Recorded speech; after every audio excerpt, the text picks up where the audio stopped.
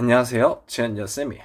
오늘은 세계사 기출분석 강의 2주차 21학년도 24학년도 47번부터 92번까지 문제 풀어보도록 하겠습니다.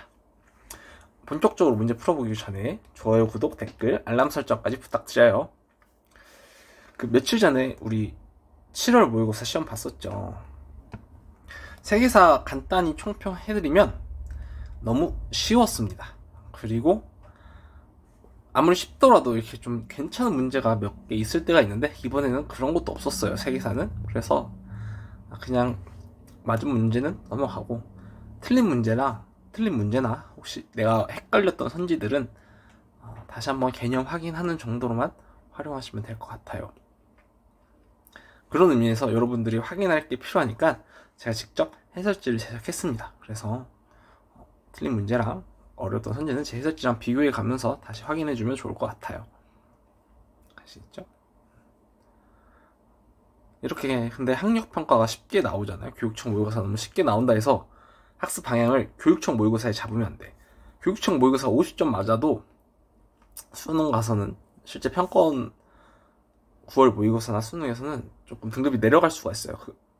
평가원 모의고사가 훨씬 더 어렵기 때문에. 그래서 항상 학습 기준, 학습 방향은 평가원 모의고사와 수능을 기준으로 잡아주시면 좋을 것 같습니다. 아시겠죠? 교육청 모의고사는 그냥 한번 본 걸로 잊어버리세요. 신경 쓰지 않아도 될 것 같습니다. 특히 잘 본 학생들은 자만하지 말고 못 봤다고 서운해할 것도 없습니다. 아시겠죠? 그러면 오늘부터 드디어 신학록 예측 시작해보도록 하겠습니다. 47번부터 살펴볼게요. 제가 1주차 강의를 올리고 몇몇 학생분들한테 질문을 받았는데 이 문제를 시험장에서 만났을 때 특히 어려운 문제들, 힌트가 흩어져 있고 힌트를 찾기도 어렵고 여러가지 힌트를 종합해서 찾아야 하잖아요. 그런 문제들을 좀 현장에서 어떻게 풀면 좋을까요? 이런 질문을 많이 받아서 약간 오늘부터는 조금 제가 시험장에서 제가 풀듯이 한번 풀어볼게요. 해설도 해드리겠지만 제가 실전에서 풀었을 때 느낌을 되살려서 저라면 이렇게 풀었을 것 같다, 이런 것도 설명을 좀 추가해서 풀어보도록 하겠습니다. 아시겠죠? 그래서 47번부터 살펴볼게요. 47번 각 국가에 대한 설명으로 옳은 것은 스코틀랜드에 계신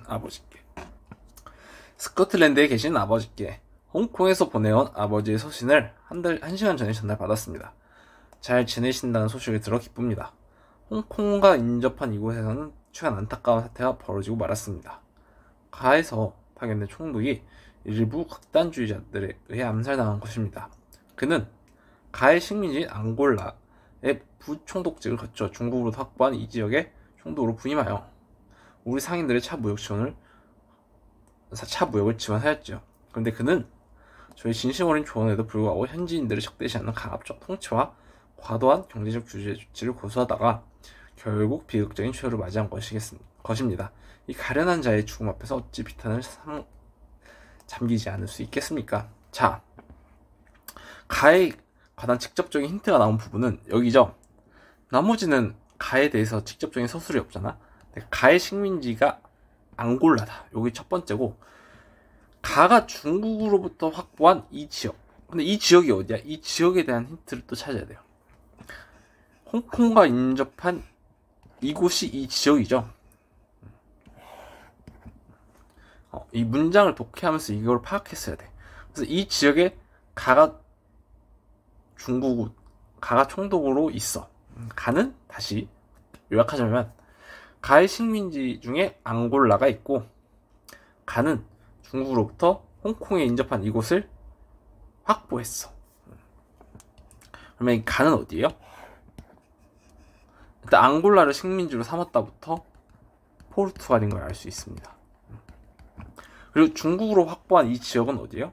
특히 홍콩 근처에 있는 건 이 마카오예요. 마카오와 홍콩 근처에 있거든요. 그래서 이 두 가지 키워드를 통해서 가가 포르투갈인 걸 찾을 수 있습니다. 아시겠죠? 그래서 이 문제 포인트는 포르투갈 식민지 앙골라랑 이 마카오가 포르투갈 식민지였던 사실 알아뒀으면 좋겠습니다. 이 마카오 동사 하는 친구들은 많이 들어봤을 텐데 세계 사는 친구들은 조금 생소할 수 있거든요. 마카오가 포르투갈의 식민지였다. 중국 안에 일부 식민지였다. 그리고 이게 홍콩 근처였다. 이렇게까지 알아두면 좋을 것 같습니다. 정답 찾아볼게요. 1번 네덜란드의 무역 거점을 빼앗긴 건 포르투갈이죠.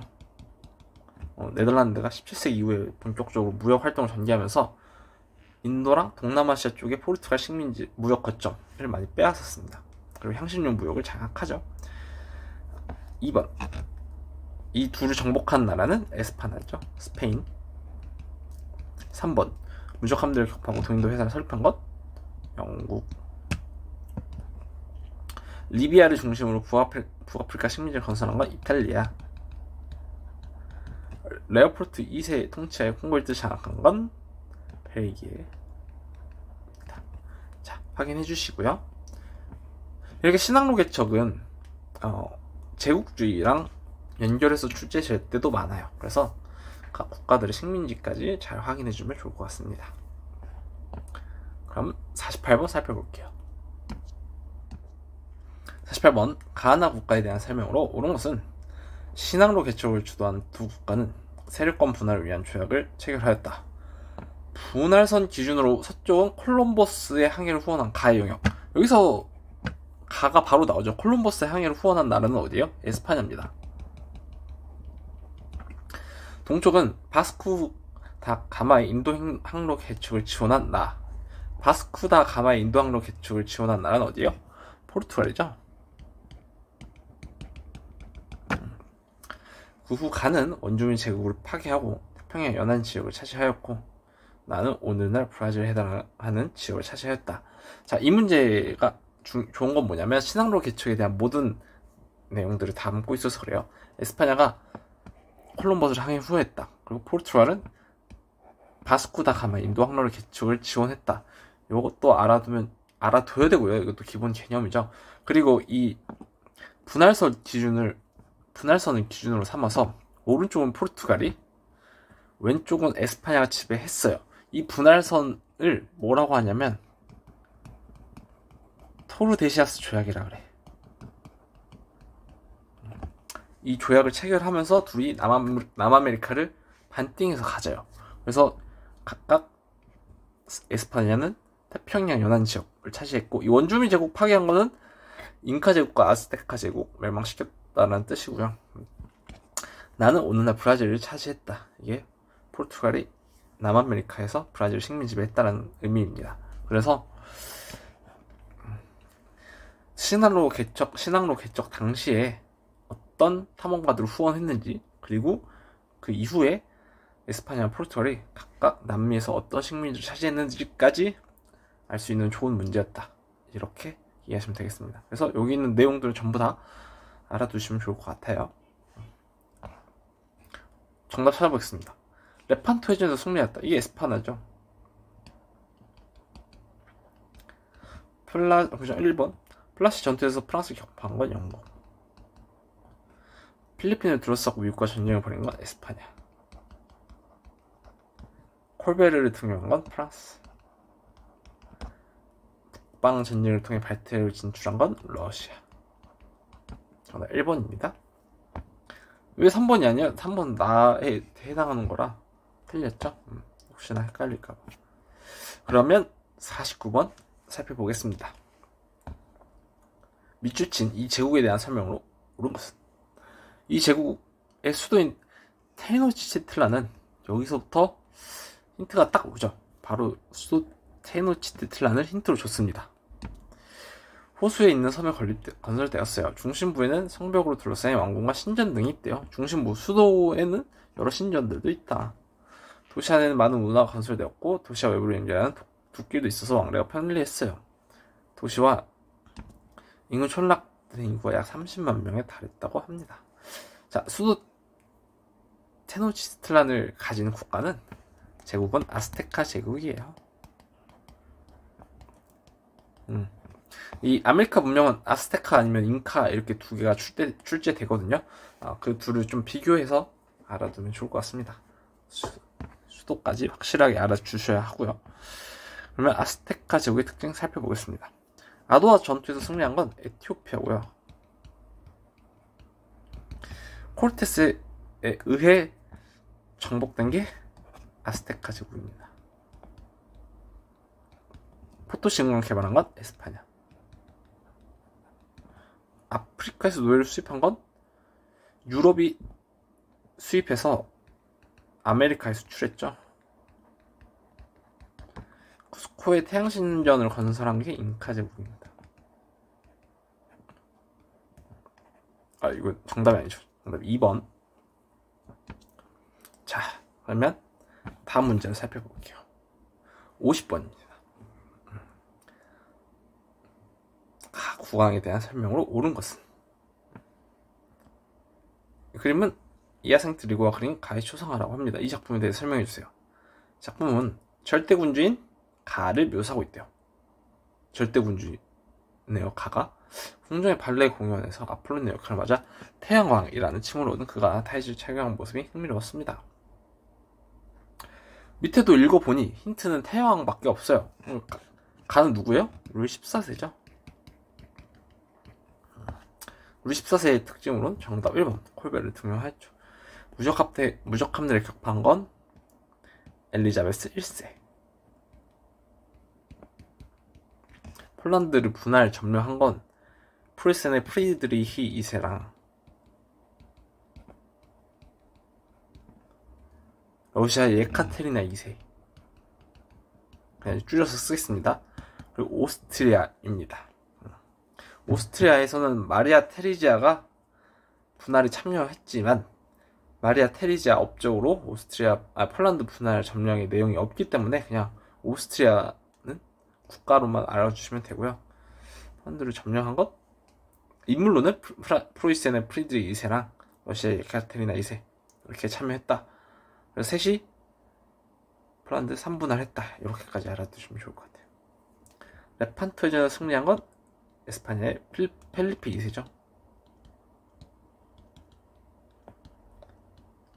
슐레젠 지역을 차지한 건 프리드리히 2세입니다. 어렵지 않죠? 그 다음 가나 국가에 대한 설명을 옳은 것은? 이 그림은 칼레 인근 그라블린에서 벌어진 전투를 그린 것이다. 교황과 왕실의 깃발을 단 가의 함대 일부가 나함다의 기습 공격으로 침몰하고 있는 모습이 보인대요. 아직까지는 잘 모르겠어요. 그쵸? 당시 가의 카톨릭 강요 정책에 저항하였던 네덜란드는 여기서 큰 힌트가 나오죠. 네덜란드의 카톨릭 강요 정책을 실시했던 나라는 어디예요? 가는 에스파냐죠. 네덜란드가 나와 연합 함대를 형성했대. 나는 아직 모르겠어. 여왕이 발탁한 드레이크도 이 기습 공격에 성공에 일조하였대요. 자, 근데 가를 먼저 찾았죠. 이렇게 조금 어려운 문제, 힌트가 여러 문제가 있을 경우에는 아는 힌트로 먼저 키워드를 좁혀 나가는 거예요. 그러니까 이 카톨릭 강요 정책으로 네덜란드의 카톨릭 강요 정책으로 에스파냐를 찾았죠. 그럼 이 힌트를 다시 가지고 나머지를 찾는 거야. 그래서 위를 보니까 에스파냐 함대가 나의 함대의 기습 공격으로 침몰하고 있대요. 우리가 교과서에서 배웠을 때 에스파냐 함대가 패배한 거는 영국밖에 없습니다. 그래서 가가 에스파냐고 나가 영국이에요. 이해 가시죠? 이렇게 찾아주시면 돼요. 하나를 찾고 나머지 하나 찾는, 이렇게 풀어주시면 될 것 같습니다. 그러면 정답 찾아볼게요. 피사로를 앞세워 식민지를 개척했다. 가가 에스파냐죠. 틀렸고요. 바스코 다가마는 포르투갈. 오스트리아로부터 슐레젠을 확보한 건 프로이센. 프랑스의 지원 아래 요크타운 전투에서 승리한 건 미국. 정답 1번이네요. 가가 에스파냐구나. 나가 영국이고. 그쵸. 죄송합니다. 헷갈렸네요. 1번. 정답이 없더라고요. 그래서 뭐지? 근데 폴란드를 분할 점령한 건 여기 했듯이 프로이센, 러시아, 오스트리아 이렇게 세 국가죠. 이렇게까지 알아두면 좋을 것 같습니다. 자, 51번도 넘어갈게요. 52번 살펴보겠습니다. 이제 52번부터는 시민혁명 파트네요. 여기는 영국혁명, 미국혁명, 프랑스혁명 이렇게 골고루 등장합니다. 그래서 영국혁명은 인물 중심으로, 미국혁명은 어렵게 나오면 순서로 나오는데 최근에는 그냥 이게 미국혁명인지 알아? 이 정도로만 나오고 있어요. 그렇지만 역시 또 언제 어렵게 등장할지 모르니까 자세히 살펴보고, 프랑스 혁명은 이 정부에 대한 업적을 좀 구분하면 좋을 것 같아요. 뭐 국민의회면 국민의회, 입법부면 입법부회, 그리고 나폴레옹까지 등장하니까 프랑스 혁명도 다양한 주제가 출제되죠. 그만큼 확실하게 공부하는 게 좋을 것 같습니다. 이 나폴레옹도 이제 나폴레옹 가서 자세히 설명해 드릴게요. 여기서 얘기하는 것보다 그렇게 얘기하는 게 좋을 것 같습니다. 자, 52번. 다음 자료에 나타난 국왕의 제의식이 있었던 사실로 옳은 것은, 우리는 종교와 자유를 수호하기 위해 국왕과 전율부를 성립했대. 지난 세월 자의적 과세를 일삼던 국왕은 자신의 권력을 위해 죄 없는 사람들의 피를 흘리게 하였고, 여기 왕당파가 동조하면서 우리의 종교와 자유는 위협받았대. 자, 왕당파라는 키워드가 나오는 걸로 봐서는 일단은 영국혁명인지는 알겠죠. 내전 중에도 우리는 평화를 위해 제안을 여러 차례 하였으나 구한 이를 거부하였습니다. 신과 신에게 충직한 자들을 위한 마음으로 우리는 결국 국왕을 처형하고 영국에서 왕정을 무너뜨렸습니다. 자, 영국에서 국왕을 처형하고 왕정을 무너뜨린 사건은 우리가 교과서에서 하나밖에 없죠. 청교도 혁명 때예요. 그때 국왕이 누구예요? 찰스 1세입니다. 마지막 문장이 핵심 키워드였어요. 그래서 그 전에 키워드를 다시 한번 살펴보면, 국왕은 자의적 과세를 일삼았죠. 그러니까 본인 마음대로 정치를 했고 본인이 원할 때 과세를 하려고 한 거야. 그게 청교도 혁명 발발의 배경이 됐죠. 그래서 왕당파, 찰스 1세를 따르는 왕당파랑 반대파인 의회파, 이렇게 내전을 전개했죠. 결국 의회파가 승리해서, 크롬웰이 이끄는 의회파가 승리해서 찰스 1세를 처형하고 크롬웰이 호국경이 되면서 영국에서 공화정이 실시되었습니다. 이게 청교도 혁명에 관한 내용이에요.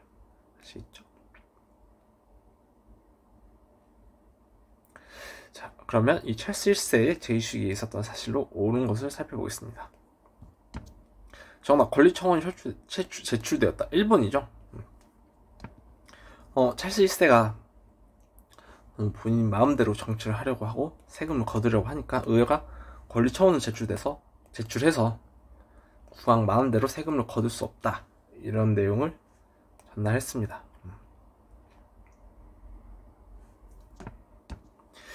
2번, 이거 크롬웰 때죠. 뭐 크롬웰이라고 이미 나왔으니까 넘어가고, 이 다음 심사법과 인신보호법이 제정되었습니다. 이건 언제예요?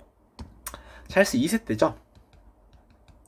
근데 찰스 2세가 제정한 건 아니고 찰스 2세 때 의회가 찰스 2세에 반대하면서 제정한 법이에요. 그렇게까지 알아두면 좋을 것 같고, 북아메리카 식민지 인지세가 부과된 건 이거 18세기 미국이죠. 한참 뛰고 통일법이 반포되어 영국 국교가 확립된 건 엘리자베스 1세 때입니다. 그래서 찰스 1세 때 있었던 청교도 혁명에 관한 내용 자세히 정리해두면 좋을 것 같아요. 53번.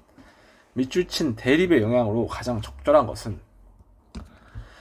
친구여, 잘 지내고 있는가? 요즘 런던에서 벌어지고 있던 일을 전하고자 글을 쓰네. 이곳의 상황은 날로 어수선해지고 있다네. 자네도 알다시피 20여 년 전 선왕의 즉위와 함께 왕정 복구가 이루어지지 않았나.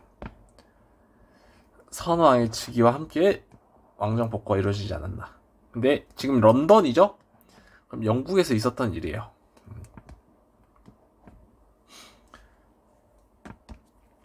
자, 크롬웰 이후에 다시 왕정 복구가 이루어졌습니다. 그럼 이 선왕은 누구예요? 일단 크롬웰 이후 찰스 2세죠. 여러분 이 정도는 파악할 수 있어야 돼요.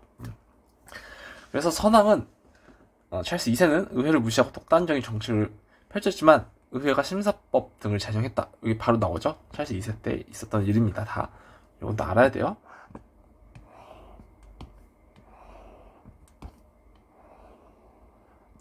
근데 지금의 국왕은 그렇지 않대요. 의회를 무시하고 사상 시절 제정된 그 법령 등을 폐지하려고 한대. 그러면 찰스 2세 다음에 누구예요? 제임스 2세죠? 제임스 2세가 이 찰스 2세 때 제정된 법들을 폐지하려고 했어요. 그래서 이때 의회는 그리고 제임스 2세가 죄송합니다. 제임스 2세가 의회를 휴회하는 명령을 내리고 선서하지 않는 자들을 관료로 임명했다고 합니다. 이 문장은 조금 종교적인 내용이 들어가 있는데, 제임스 2세는 카톨릭을 우대했어요. 그래서 이 빵과 포도주, 그동안 공직에 취임하는 자는 빵과 포도주가 각각 예수의 몸과 피를 받긴다는 화치슬 교리를 주장하는 선서, 이 영국 국교회거든요. 우리 찰스 2세 때 심사법을 제정해서 영국 국교도만 공직에 진출할 수 있었어요. 그래서 이 표현이 영국 국교도만 공직에 갈 수 있다, 이런 표현인데, 진짜 제임스 2세는 그걸 없애겠다는 뜻이죠. 그래서 심사법을 폐지하고 카톨릭을 공직에 임명하겠다. 그래서 이 선서를 거부하는 자들, 즉 영국 국교가 아닌 카톨릭을 관료로 임명했다, 이렇게 이야기하고 있습니다. 여기는 이 표현은 몰라도 돼요. 이게 영국 국교인지 몰라도 되는데, 그냥 제임스 2세가 선왕 때 체결된 심사법을 무시하고 의회에 반대하는 종교를 가진 자들을 임명하려 했다. 그게 우리가 개념 때 배웠던 제임스 2세 카톨릭 우대랑 맞는구나, 이렇게까지 이해하면 좋을 것 같아요. 그렇게까지만. 이게 영국 국교의 내용인지 몰라도 돼. 그냥 제임스 2세가 의회에 반하는 종교를 가진 자들을 임명하려 했다, 이렇게까지만 알아도 됩니다. 아시겠죠? 국왕과 의회의 대립.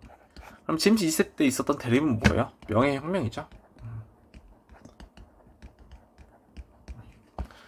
그래서 이 명예혁명의 영향으로 가장 적절한 것은 스튜어트 왕조. 우리가 영국 혁명 시작할 때 제임스 1세가 스튜어트 왕조를 개창했죠. 크롬웰의 국왕에 취임한 건 청교도 혁명 이후고요. 해리 8세가 수정법을 발표한 건 한참 이전이죠. 틀렸고, 찰스 1세가 권리청원을 승인하였다. 틀렸고요. 이거 청교도 혁명 때죠. 메리와 윌리엄을 공동왕으로 추대된 게 명예혁명의 결과입니다. 이렇게까지 알아두면 좋을 것 같아요. 아시겠죠?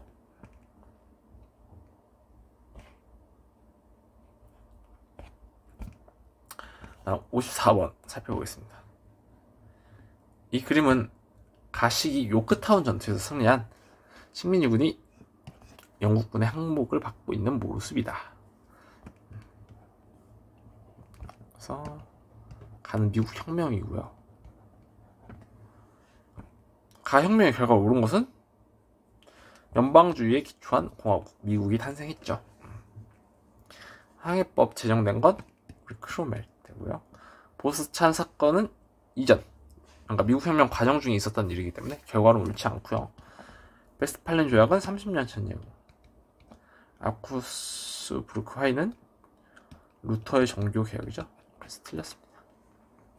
다음 55번 각 국가에 대한 설명으로 옳은 것은, 오프스 인물은 7년 전쟁에서 순례지엔 지방을 둘러싸고 오스트리아 접전을 벌인, 이거 알아야 돼요. 그냥 이 표현이 절대왕정이랑 프로이센에 관련돼서 많이 등장한 문제이거든요. 그래서 이게 프로이센이야. 그리고 여기 프리드리히세라고 나오네. 근데 프로이센에 관한 문제인데, 선지 자체가 혁명 시기도 묻고 있고, 그래서 시민혁명 파트에 넣어봤습니다. 사실 절대왕정 단어도 들어가도 되고 19세기로 가도 돼요. 그래서 단원을 타지 않는 그냥 프로이센에 관한 문제였다. 이런 문제들이 꽤 있어요. 그러니까 특정 단원에 속하지 않는 문제들, 그런 것도 있고, 아니면 결합된 문제들, 오스만이랑 서양 국가 이렇게 결합한 문제도 있는데, 그래서 다 제 임의로 배치를 해놨다, 이렇게 이해하시면 되겠습니다. 라인 연방의 일원이었다. 프루시아과 오스트리아는 라인 연방의 일원이 아니었어요. 이런 어려운 선지죠. 이런 것도 알아두면 좋을 것 같고, 프랑스 혁명전쟁 규정국이었죠. 당시 입법부회랑 프랑스 혁명 당시 입법부회랑 프로이센, 오스트리아가 싸운 게 혁명 전쟁이었습니다. 정답 2번이고요. 요제프 2세가 내전 개혁을 시도한 건 오스트리아. 샤르데나 왕국으로부터 니스 등을 할양받은 건 프랑스. 이 둘을 항구로 장악한 건 포르투갈입니다. 프로이센까지 잘 정리해두면 좋을 것 같아요. 56분.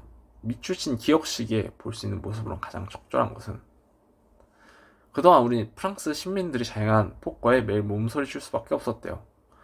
프랑스의 위대한 국왕과 왕비께서는 왕실 구성원들 데리고 속히 파리를 벗어나서 신변 안전 도모하셨어야만 했소. 바스티유 습격 사건부터 지금까지 2년이라는 시간 동안, 이게 언제냐면 바스티유 습격 사건이 언제 일어났어요? 국민의회가 결성된 이후에 프랑스 시민들이 바스티유 감옥을 습격했죠. 그래서 국민의회 결성 직후부터 2년이라는 세월 동안이에요. 그러면 이거는 그냥 국민의회 시기를 물어보는 겁니다. 아시겠죠? 그래서 기억시기에 볼 수 있는 모습 한번 찾아보겠습니다. 국민의회 때 살펴볼 수 있는 모습. 반혁명 세력을 척추하는 공안위원회. 이거 국민공회죠? 반두세에서 처형되는 루이 16세를 바라보는 시민. 이거 국민공회죠? 국민공회죠? 혁명전쟁은 입법의회죠? 인권선언을 발표했던 게 국민의회였습니다. 아시겠죠? 그래서 이 문제에서도 볼 수 있듯이 프랑스 혁명은 정부 형태별로 국민의회면 국민의회, 입법이면 입법회, 국민공회면 국민공회, 그리고 총재정부, 그리고 나폴레옹까지 구분해서 학습해 주시면 될 것 같아요. 나폴레옹도 총재정부랑 통령정부랑 제1제정 구분해서 알아두셔야 돼요. 아시겠죠? 자, 밑줄친 새로운 정부에 대한 설명으로 옳은 것은, CES를 비롯한 일단의 정치가들이 이탈리아 원정 등으로 인기가 높았던 장군을 앞세워 정변을 일으켰다. 파리 각지에 병력이 배치되고 정부에 대한 압박이 이루어지는 가운데 5명의 총재 중 3명이 물러났고 사임을 거부한 2명은 감금되었다. 다음날 정변 주도자들은 의회에서 근위대를 동원하여 반대파의 저항을 무력으로 제압하였다. 곧이어 CES 등은 반대파 의원들을 자코벤으로 규정하여 축출하였고 새로운 헌법 제정에 착수하였대. 이에 대의제의 소유권, 평등권, 자유권 등을 담은 헌법이 제정되었고 이를 토대로 새로운 정부가 공식적으로 수립되었다. 자, 이런 문제가 최근에 많이 나와요. 힌트를 여러 군데 나눠놓고 이 여러 가지 힌트를 통해서 새로운 정보를 찾아야 돼요. 그리고 그 중간중간에는 이 함정 키워드들도 많아. 그래서 그것까지 잘 구분해야 됩니다. 한번 살펴볼게요. 우리가 알 수 있는 첫 번째 힌트는 이 정변을 일으킨 사람들은 이탈리아 원정으로 인기가 높았던 장군을 앞섰어. 이것도 교과서에 등장하는 개념이에요. 일단은 그냥 첫 번째 키워드, 그리고 파리에서 이루어지는, 우리가 가장 쉽게 찾을 수 있는 건 파리에서 있었던 일이다. 그럼 프랑스에서 있었던 일이죠. 그게 첫 번째로 찾아볼 수 있어. 두 번째는 5명의 총재. 요 키워드도 우리가 좀 쉽게 알 수 있지 않을까? 프랑스 혁명 나폴레옹 이전에 5명의 총재가 주도했던 정부가 총재정부였죠. 그래서 이걸로 일단 총재정부의 키워드를 파악했어. 그 5명의 총재가 물러난 뒤에 수립된 새로운 정부가 통령정부죠.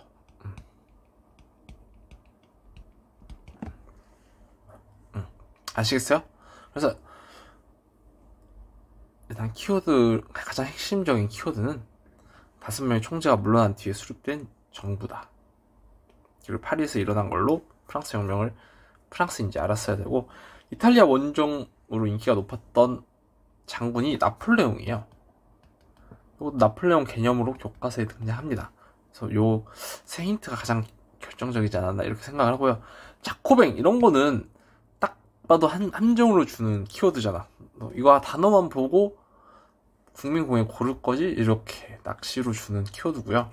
헌법이 제정된 거는 실제 제정됐지만 우리 교과서에서 통영정부 때 헌법 제정됐다는 개념은 없기 때문에 요걸로 언제인지를 확정하기는 어렵다. 교과서에 있는 개념은 아니었기 때문에 그렇게 설명할 수 있습니다.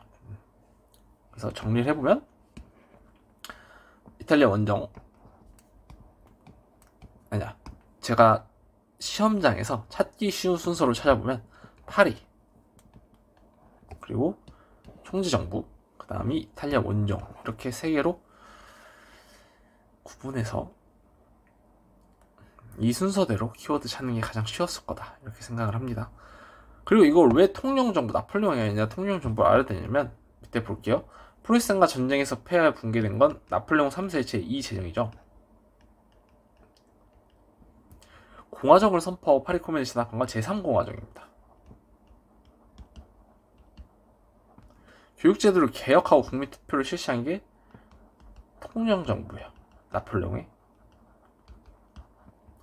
영국을 굴복시키기 위해 대륙 봉쇄령을 발표한 게 나폴레옹의 제1 제정입니다.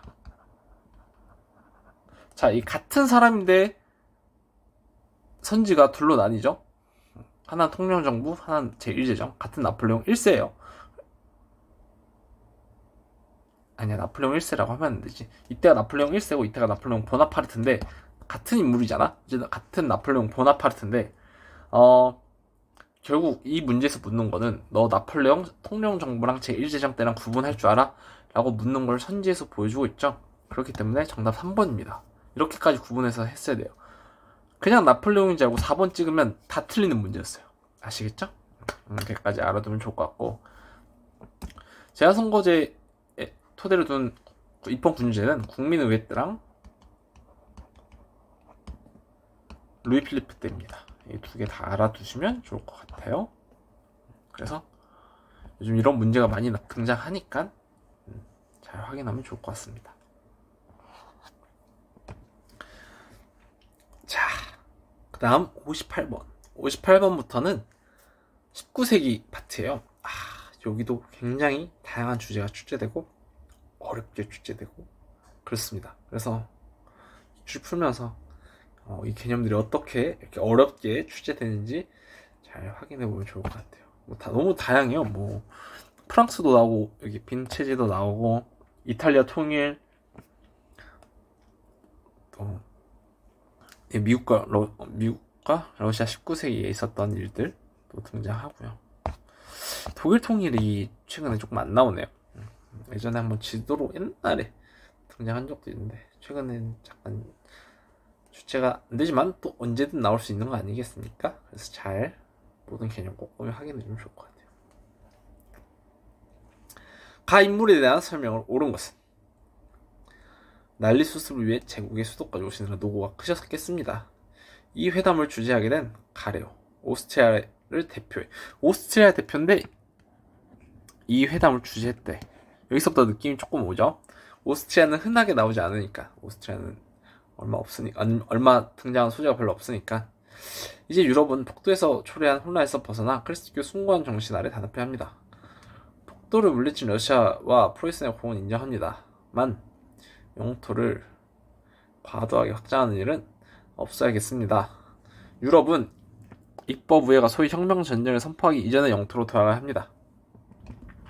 이게 가장 핵심적인 키워드죠. 이 빈회의, 이 회담이 결국 빈회의인데 빈회의의 목적은 프랑스 혁명 이전으로 돌아가셔야 합니다. 그래서 딱 이걸로 빈회의인 걸 알 수 있고요. 이 빈회의를 주재한 오스트리아 대표는 누구예요? 메테르니히죠.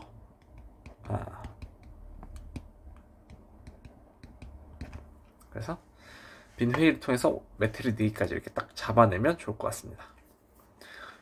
그럼 선지 살펴볼게요. 철회 정책을 추진한 건 비스마르크, 농노의 해방령은 알렉산드르 2세, 2월 혁명으로 실각한 것, 이게 메테르니히죠. 죄송합니다. 아프리카 내에 불관섭을 주장한 건 머를로. 시칠리아 나폴레옹 일부 이탈리아 남부를 점령한 건 가리발디죠. 그래서 이렇게 인물들의 활동 업적도 잘 정리해두면 좋을 것 같습니다. 미출친 기억 시기에 볼 수 있는 모습으로 가장 적절한 것은 이달 초 파리 임시정부는 21세 남성에게 선거권을 부여했대. 자, 일단은 파리 임시정부이기 때문에 프랑스에서 있었던 일이고요. 21세 이상의 남성에게 선거권을 부여하였다. 저는 그 이후 직후에 동료들과 임시정부를 찾아 여성에게도 선거권을 부여하라고 청원하였지만 아무런 답을 듣지도 못하고 왔대요. 우리나라는 프랑스는 지난달 두 번째 공화정을 맞이하였음에도 불구하고 여전히 두 개의 자유평등 우위가 존재하고 있습니다. 두 번째 공화정이 가장 큰 핵심 키워드였어요. 프랑스에서 두 번째 공화정은 언제예요?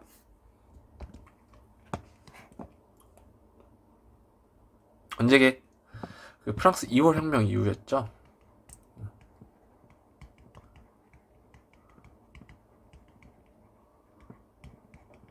제2 공화정이 수립됐어요. 그게 1848년입니다. 그래서 이 21세 남성, 21세 이상 남성에게 선거권을 부여하는 것도 프랑스 2월 혁명 이후에 제한 선거권이 폐지되면서 21세 이상 남성에게는 무조건 선거권을 주는 방식으로 갔다.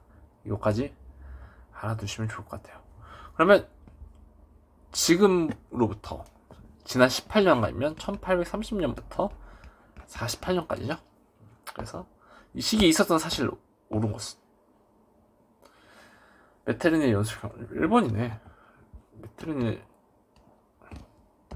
메테르니가 1814년 빈회의를 시작으로 48년 2월 혁명 이전까지 권력 잡았죠. 그래서 정답 1번 바로 나옵니다. 데카브리스트 봉기는 1825년이에요. 그래서 30년 이전이다. 1830년 이전이고요. 제임스 1세는 한참 이전이죠.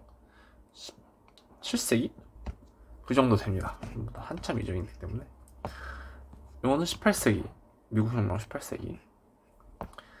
프랑스 국민 국왕을 바라고, 이거 루이 16세 처형인데, 이거 완전 18세기 말이죠. 그래서, 이전이다. 지난 18년 이전이다. 그래서 이 문제는 또 키워드를 통해서 2월 혁명인 걸 알았어야 되고, 2월 혁명의 연도까지 완벽하게 알고 있어야 하는 문제였습니다. 아시겠죠? 좋습니다. 자, 그 다음 60번 보겠습니다. 가 인물에 대한 설명으로 옳은 것은 왕정복과 혁명이 귀찮은 격동의 시대에 가는 쿠데타로 독재 권력을 확립하고 황제에 즉위하였다. 그 적극적인 대팽창에 나서 이탈리아, 러시아 등지에 개입하였다. 특히 라틴 아메리카의 신생 독립국 멕시코에서 막시밀리안을 후사비로 황제로 세워 팽창을 시도하였으나 실패하였다. 그림은 막시밀리안이 멕시코 정부군에 체포되어 처형되는 모습을 화가 마네가 확보에 담은 것이다. 쿠데타로 독재 권력을 확립하고 황제에 즉위하였다. 대팽창에 나서 이탈리아와 러시아 등지에 개입하였다. 특히 라틴 아메리카 신생 독립국 멕시코에서 팽창을 시도했으나 실패하였다. 이 세 키워드를 통합해서 가를 찾을 수 있어요. 이게 나폴레옹 3세입니다. 나폴레옹 3세 루이 나폴레옹은 쿠데타로 권력을 확립하고 국민투표까지 거쳐서 다시 황제에 즉위해요. 그때 제2제정이고 대팽창 정책을 펼쳐서 이탈리아와 러시아, 특히 러시아는 크림 전쟁 때 러시아 등지에 개입을 하였고요. 그 다음에 멕시코에서 팽창까지 시도하였습니다. 대외 팽창 정책을 강하게 추진을 하였다. 나폴레옹 3세가 이거까지 알아두면 좋을 것 같아요. 그래서 이 나폴레옹 3세의 업적까지 잘 정리해두면 좋을 것 같습니다. 그래서 가 인물에 대한 설명을 1번 대통령에 당선됐죠. 나폴레옹 3세 루이 나폴레옹은 프랑스 2월 혁명이 끝나고서 투표를 통해 대통령에 당선됐어요. 그 뒤에 쿠데타로 독재 권력을 확립하고 국민투표를 한 번 더 거쳐서 황제가 된 겁니다. 아시겠죠? 대통령이 먼저고 그 다음에 황제예요. 아시겠죠? 빈회의를 주던 건 메테르니, 파리 코민을 진압한 건 프랑스 제3고 과정입니다. 7월 혁명으로 즉위한 것은 루이 필리프고요. 대륙 봉쇄령을 공포한 건 나폴레옹 1세입니다.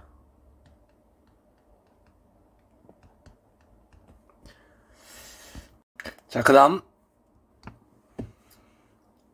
61번 가나 국가 사이의 관계에 대한 설명으로 옳은 것은, 자, 이탈리아 통일을 주도하던 샤르데나 왕국은 북부 이탈리아 일대를 지배하던 인접국 가에 맞서기 위해 나의 군사력을 빌리는 대가로 니스 등을 할양하였다. 자, 여기까지 봤을 때 현재 이탈리아 통일 과정인 걸 알 수 있어요. 그쵸? 19세기 이탈리아 통일 과정인데, 여기서 이탈리아 통일을 주도하는 국가가 샤르데나 왕국이죠. 샤르데나 왕국이 북부 이탈리아 일대를 지배하던 가랑 맞서기 위해서 나의 군사력을 빌려서 그 대가로 니스 등 할양했어. 요것도 우리가 배웠던 개념인데, 이탈리아 통일 과정에서 니스, 사부이 이런 걸 누구한테 할양해요? 프랑스한테 할양을 하죠. 당시 프랑스가 이탈리아를 도와주면서 그 대가로 니스랑 사부이 등을 가져갑니다. 프랑스가. 그래서 요것만 보고 나를 잡을 수 있었고요. 그러면 가는 누구냐? 한번 차근차근 읽어보겠습니다. 그러나 솔페리노 전투 등에서 큰 병력 손실을 입은 나가 샤르데나 왕국과의 협의 없이 일방적으로 휴전하였다. 이에 샤르데나 왕국은 북부 이탈리아의 일부 지역을 차지하는데 만족해야 했대요. 이때 샤르데나 왕국이 차지하지 못한 베네치아는 통일된 이탈리아 왕국에 속하지 못하다가 프로이센이 숙적 가에 승전한 것을 계기로 비로소 이탈리아 왕국에 편입되었대요. 자, 이걸 보고서 가가 오스트리아인지를 알 수 있어요. 왜 오스트리아냐면 1866년에 이건 독일 통일 과정을 또 이해해야 되는데, 독일 통일 과정 당시 1866년에 프로이센과 오스트리아가 전쟁을 합니다. 거기에서 프로이센이 승리를 해요. 그 틈을 타서 1866년 같은 해에 이탈리아가 베네치아를 병합합니다. 그래서 이 가가 오스트리아인 걸 알 수 있는 키워드는 딱 두 가지예요. 1866년 프로이센에 졌다. 그 틈을 타서 이탈리아가 베네치아를 차지했다. 그리고 두 번째는 북부 이탈리아 근처에 자리 잡고 있었다. 인접했다. 요 지리적인 특징.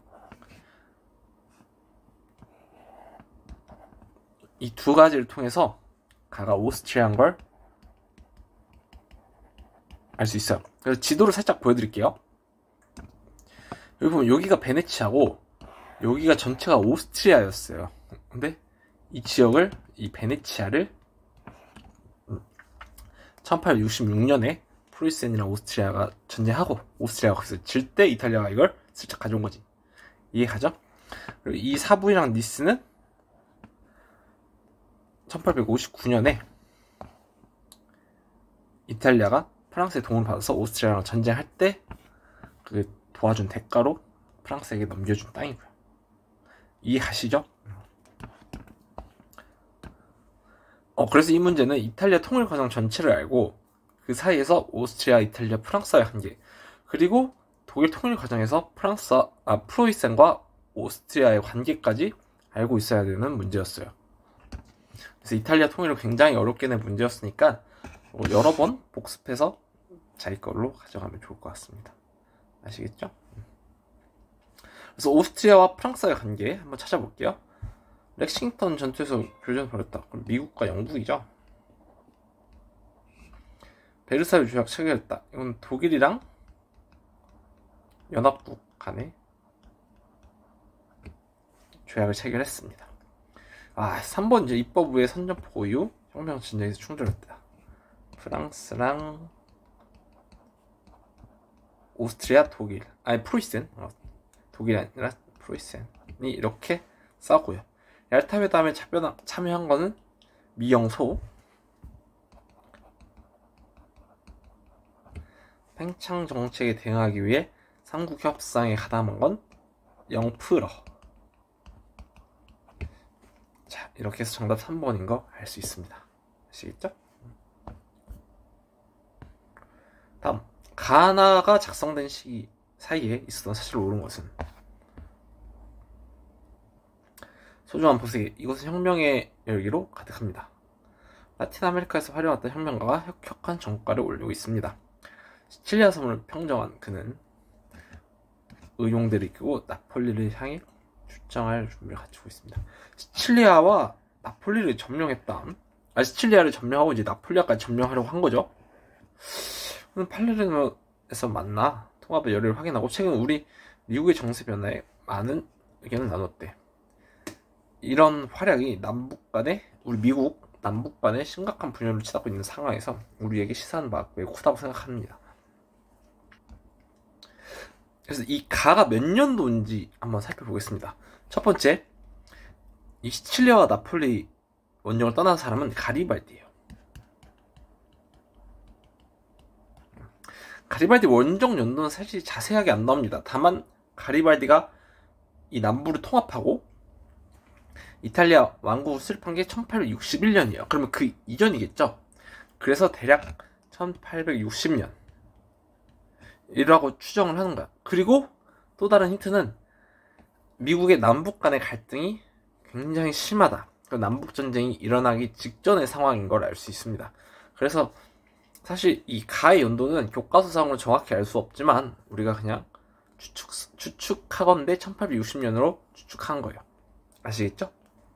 그 다음 정확한 시기를 보면 이탈리아 통일 직전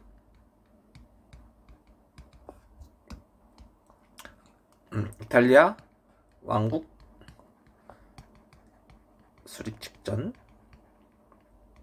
그리고 미국 남북전쟁 발발 직전입니다. 그럼 나를 볼게요. 장군님께 귀하께서 우리 연방정부를 위해 참전해 주신다면 노예 해방을 염원하는 수많은 이탈리아인들이 함께 할 것이라고 기대됩니다. 남부 여러 주의 탈퇴로 촉발된 참혹한 내전으로 지난 1년여간 고통받았던 우리 미국인들이 환호할 것입니다. 여기는 힌트를 좀 강력하게 주죠. 남부 여러 주의 탈퇴로 촉발된 참혹한 내전. 이거 미국에서 남북전쟁이죠. 이 전쟁이 발발했는데 지난 1년간 고통받았대. 그럼 1년이 이미 지난 시점이잖아? 그럼 남북전쟁은 61년에 발발했죠.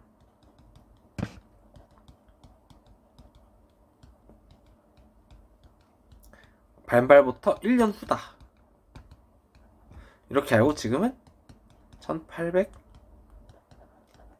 1862년이다. 이렇게 알고 있으면 됩니다. 그럼 대략 1860년부터 62년 사이에 사건을 고르면 되는데 루이 필리프가 퇴임한 건 48년이죠. 이탈리아 왕국 수립된 건 61년. 이 이탈리아 왕국 수립 직전의 상황이잖아, 가가. 그 이후에 바로 이탈리아 왕국이 수립됐기 때문에 그렇게 풀어도 무방합니다. 미국 대륙 횡단 철도 개통은 1899년, 1차 선거법 개정은 1832년, 독일 제국 성립은 71년. 그래서 연도를 알면 좋고, 아니면 이탈리아 왕국 수립 직전이다, 바로 이탈리아 왕국이 수립됐다, 이렇게 풀어도 됩니다. 아시겠죠? 그래서 이 두 이탈리아 왕국 통일과 미국 남북전쟁 두 사건을 엮은 연표 문제였어요. 연표를 이렇게 두 개로 합친 것도 나름 신선했습니다. 이 문제 처음 봤을 때. 그래서 이 문제도 좀 여러 번 꼼꼼하게 복습할 필요가 있습니다. 선지에 나온 연도는 당연히 암기해 주셔야 돼요. 아시겠죠? 자, 이제부터는 서아시아사 파트입니다. 그래서 네, 여기도 뭐 다양한 주제가 나오고 역시 제 교재에 맞게, 개념 교재에 맞게 고대 페르시아 세계, 이슬람 세계, 오스만 제국으로 나눠서 구분을 해놨어요. 고대 페르시아 세계에서는 아케메네스 왕조 페르시아, 파르티아, 사산 왕조 페르시아 이렇게 볼 겁니다. 그렇게 살펴보면 좋을 것 같아요. 그러면 63번부터 살펴보겠습니다. 그림은 터키 남부 유적지에서 출토된 석관의 부조를 스케치한 것으로. 자, 미출시 제국을 찾는 문제죠. 리디아 지방을 관장하는 총독 바드프라드가 사절단을 영접하는 장면을 묘사하고 있다. 그는 제국 말기에 혼란 속에서 수도와 사르디스를 잇는 도로망 일대를 장악했던 반란군에 맞서 싸웠다. 그는 제국 말기에 혼란 속에서 수도와 사르디스를 잇는 도로망 일대를 장악했던 반란군에 맞서 싸웠대요. 수도와 사르디스를 잇는 도로망. 또한 4개의 섬들이 필리포스 2세에 결성된 코르투스 동맹에 동조하여 제국에 대항하자 이들을 공략하였대요. 여기서 첫 번째 키워드는 수도와 사르디스를 잇는 도로망. 요게 아케메네스 왕조 페르시아의 왕의 길이죠. 이게 가장 핵심적인 키워드였고, 두 번째 키워드는 요거는 좀 어려울 수 있는데, 필리포스 2세가 당시 마케도니아의 왕국이었잖아. 마케도니아의 왕이었는데 알렉산드로스 이전의 왕이었거든요. 이 알렉산드로스랑 필리포스 2세가 존재했을 때의 서아시아는 아케메네스 왕조 페르시아예요.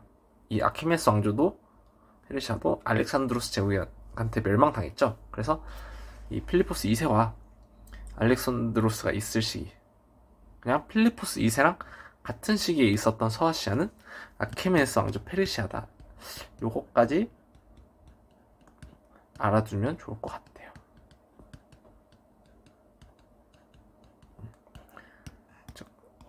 필리포스 2세랑 알렉산드로스랑 동시기에 존재했던 서아시아는 아케메네스 왕조 페르시아다. 여기까지 알면 좋을 것 같습니다. 그래서 아케메네스 왕조 페르시아에 대한 특징을 살펴보겠어요. 데부시르메는 오스만 때. 요 2번 많이 나오죠. 이거 비잔티움 때죠.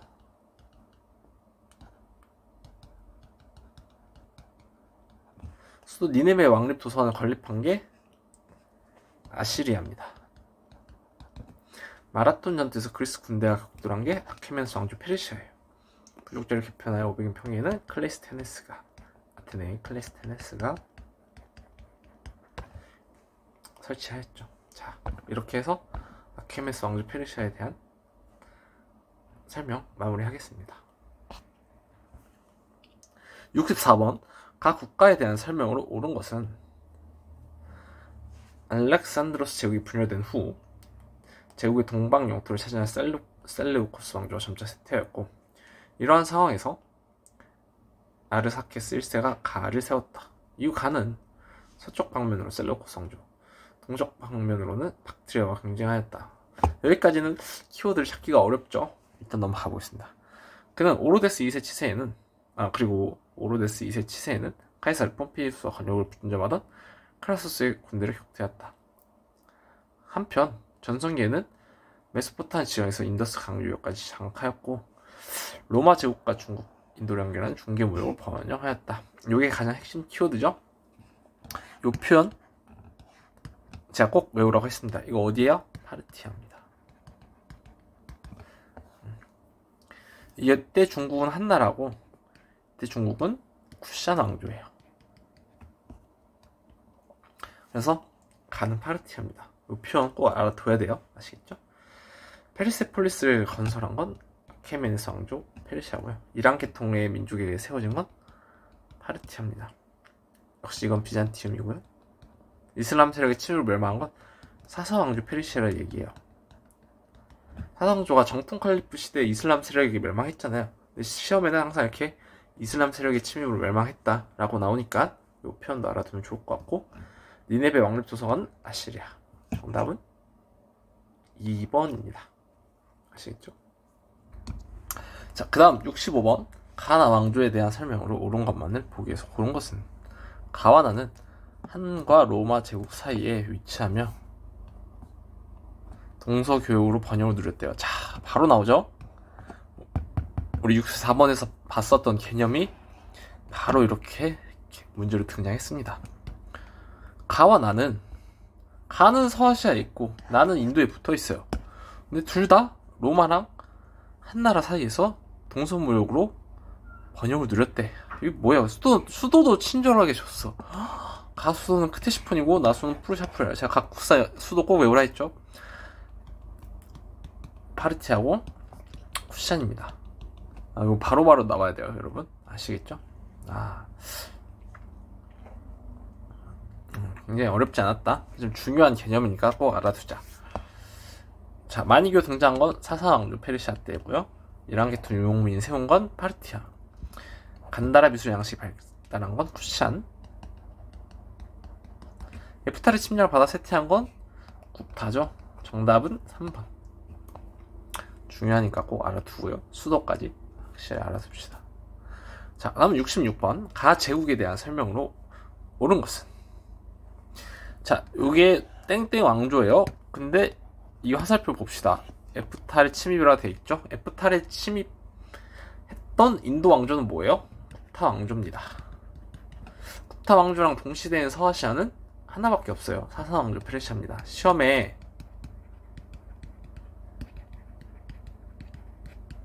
굽타 사사 왕조 비잔티움까지 동시기인 거 시험에 지금까지 4,000번 물어봤습니다. 4,000번. 그러니까 비잔티움까지 알아두세요. 모르면 큰일 나요. 알겠죠? 서운해 굉장히. 꼭 알아둬야 돼.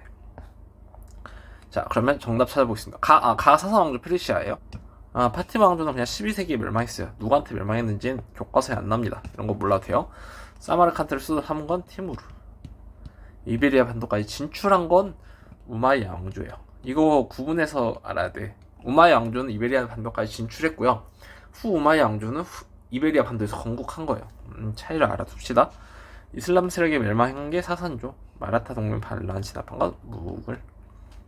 이렇게 알아두고요. 67번. 가나 제국에 대한 설명으로 옳은 것은? 이 시기 서아시아에서는 두 제국의 충돌로 인해 아라비아 반도로 우회하는 교역력가 발달하고 메카 메디나 등의 경제적 중심지로 떠오르기 시작했어요. 여러분, 요 개념도 알아둬야 돼.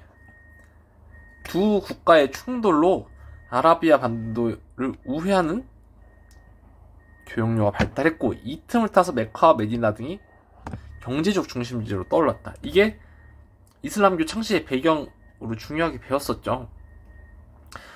누구랑 싸웠기 때문에 이 교역로가 차단됐어.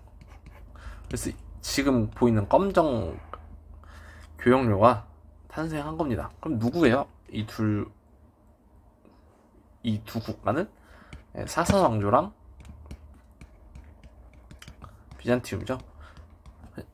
요거는 교과서에 중요하게 등장하는 개념이기 때문에 알아둬야 됩니다. 이렇게 해서 메카, 메디나 등이 성장했고, 메카, 메디나에서 빈부격차가 심해지니까 한 상인이었던 무함마드라는 인물이 이슬람교를 창시합니다. 이게 이슬람교 창시 배경이에요. 꼭 알아둡시다. 자, 그러면 정답 찾아볼게요. 파르티아 정복한 건 사사왕조. 밀레트 제도는 오스만.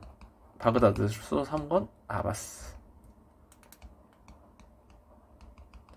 이스마일 1세에 의해 수립된 건 사파비.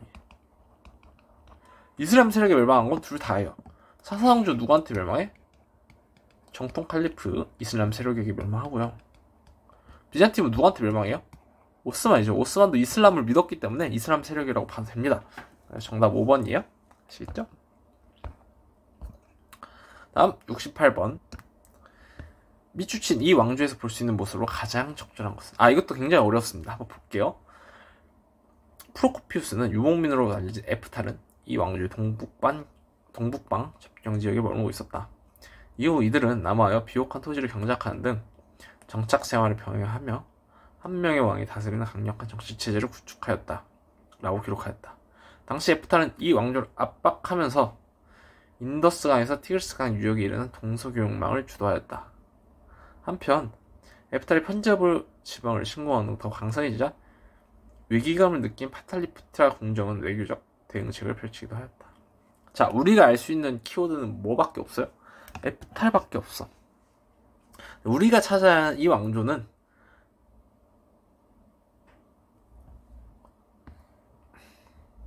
다시 이 에프탈만 보고서 굽타 왕조를 찍으려고 하면 정답이 없어. 정말 평가원이 친절하게 굽타 왕조에 대한 선지는 안 줬어요. 여러분 여기서 굽타 왕조 선지로 등장했잖아. 이거 우수수수수 떨어져. 이거보다 정답률 더 떨어질 거야.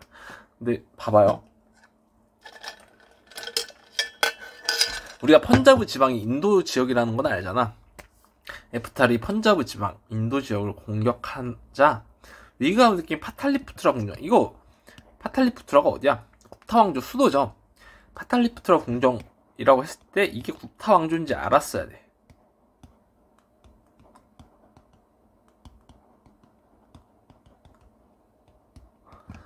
파탈리푸트라는 굽타 왕조 수도고 펀자브 지방은 인도 지역이니까 에프탈을 공격한 이 파탈리푸트라 궁정은 굽타 왕조구나. 그러면 이 왕조는 어디지? 봤을 때 첫 번째 문장이 가장 중요한 키워드였어요. 에프탈은 이 왕조 동북방 접경 지역에 머물고 있는 거야. 자, 이 왕조 동쪽에 에프탈이 위치해요. 이해가? 에프탈은 미주신 이 왕조 동쪽에 위치하고 있어요. 우리 살짝 이 그림 봅시다. 펀자브 지방이 이쪽이에요. 인도에서 서북부 쪽에. 자, 인도 기준으로 서쪽에서 에프탈이 침략을 하죠. 근데 요 나라 기준으로는 에프탈, 이 검정색 화살표가 어디에 있어요? 동쪽에 있죠. 맞습니다. 이 가 국가가 우리가 여기서 찾아야 하는 이 왕조예요. 그래서 이 그림을 그냥 글로 풀어 쓴 거야. 여러분, 요런 문제도 굉장히 요즘 많이 나와요. 지도를 글로 풀어 쓴 거야. 그러니까 그 글만 보고 이 지도, 위치를, 국가들의 위치나 지역을 잘 알아야 되는 문제였죠. 이런 것도 굉장히 많이 나옵니다. 그러니까 이런 것까지 대비를 해둬야 돼요. 아시겠죠? 그럼 이 왕조는 어디라고? 사산 왕조 페르시아라고. 하다못해 여기 굽타 왕조랑 같은 시기에 봐봐, 이게 훨씬 더 먼저 나온 기출이잖아요. 이게 2021학년도 거야. 이건 23학년도. 그러니까 저 기출 문제를 좀 철저하게 이때 분석을 했으면 이 문제 하다못해 사사왕조랑 굽타왕조가 동식이 있는 것만으로 보고 풀 수 있었다. 기출 분석이 이래서 중요하다. 이렇게 말씀드릴 수 있겠습니다. 아시겠죠? 미추리 이왕조는 사사왕조 페르시아예요. 자, 그러면 정답 찾아보겠습니다. 가즈니 왕조 전쟁에 출장한 상무. 가즈니 왕조는 10세기부터 12세기 사이 인도에서 존재했고요. 암리차르 황금사원에서 기도하는 사원은 이거 무굴 제국입니다. 이스파한의 이마 광장을 조성한 인물은 이게 사파비 왕조고요. 비잔티움 제국과의 계속된 전쟁을 우려하는 상인은 사산 왕조 페르시아 때 볼 수 있습니다. 둘이 사이가 굉장히 안 좋았다고 얘기했어요. 그리고 탈라스 전투에서 당나라 군대에 맞서는 병사 나봤습니다.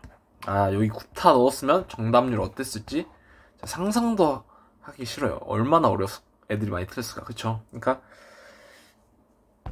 이게 9월 모의평가니까 이 정도로 친절하게 해준 거예요. 근데 솔직히 이게 굽타라고 해도 맞출 수 있어야 됩니다. 아시겠죠? 이렇게 최근에는 이 낚시형 문제들도 등장해요. 이렇게 F탈 주고 진짜 굽타까지 주는 문제들도 있었어. 그런 느낌으로 낚시하려는 문제들도 많으니까 낚시에 당하지 않기를 잘 대비합시다. 69번 가 제국에 대한 설명으로 옳은 것은 저희 동고트 왕국 사절단은 폐하의 이익을 옹호하기 위해 여기 왔어요. 야심만만한 유스티니아누스는 폐하의 제국인 가와의 평화를 이야기하지만 실은 세상에 대한 지배로 불태우고 있어 따릅니다. 감히 말씀드릴 건데 유스티니아누스 제국 동쪽 경계가 방치되어 있으니 이 기회에 즉시 군대를 움직이세요. 폐하께서 주저하신다면 유스티니아누스 신복인 벨리사리우스의 군대가 폐하의 제국으로 쳐들어와 수도인 크테시폰을 밟을 겁니다. 자, 일단 이 유스티니아누스는 어디 황제예요? 비잔티움 제국 황제죠. 물론 내가 비잔티움이 사산왕조랑 사이가 안 좋았다, 같은 시기에 있다, 이거 시험에 엄청 많이 나온다고 얘기했지만 비잔티움 제국은 그냥 서로마 제국 멸망부터 5세기부터 15세기까지 존재를 해요. 근데 사사왕조 페르시아는 3세기부터 7세기까지밖에 존재하지 않는다니까. 그래서 사사왕조가 훨씬 더 짧게 존재하고 일찍 멸망해요. 그래서 이게 유스티니아누스와의 사이가 안 좋다고만 해서 사사왕조를 찍을 수는 없어. 근데 밑에 핵심적인 키워드가 있죠. 수도인 크테시폰. 수도가 크트시폰이 나는 딱 두 개예요. 사사왕조 페르시아랑 파르티아. 근데 그 중에서 비잔티움 제국과 대립했던 국가는 사사왕조 페르시아예요. 그래서 가가 사사왕조 페르시아입니다. 이렇게 풀어야 돼요. 아시겠죠? 아누스랑 대립했던 걸로, 아니야, 그냥 유스티니아누스로 비잔티움을 잡고, 유스티니아누스랑 사이가 안 좋았던 국가 중에서 수도가 크트시폰인 국가는 사사왕조밖에 없구나. 이렇게 찾아가면 됩니다. 아시겠죠? 자, 그래서 정답 가는 사사왕조 페르시아입니다. 찾아보기에 정답 델루스 동맹 결성한 건 아테네고요. 밀레트 제도는 오스만에서 운영했고, 바브르가 건국한 건 무굴 제국이고, 조라스트교를 국교로 삼은 게 사사왕조 페르시아죠. 몽골군의 침으로 멸망한 건 뭐 너무 많아서 여기 등장하지 않지만, 사사왕조 페르시아는 이슬람 세력, 정통 칼리프 시대 이슬람 세력에게 멸망했습니다. 이렇게 해서 마무리하고요. 자, 그럼 70번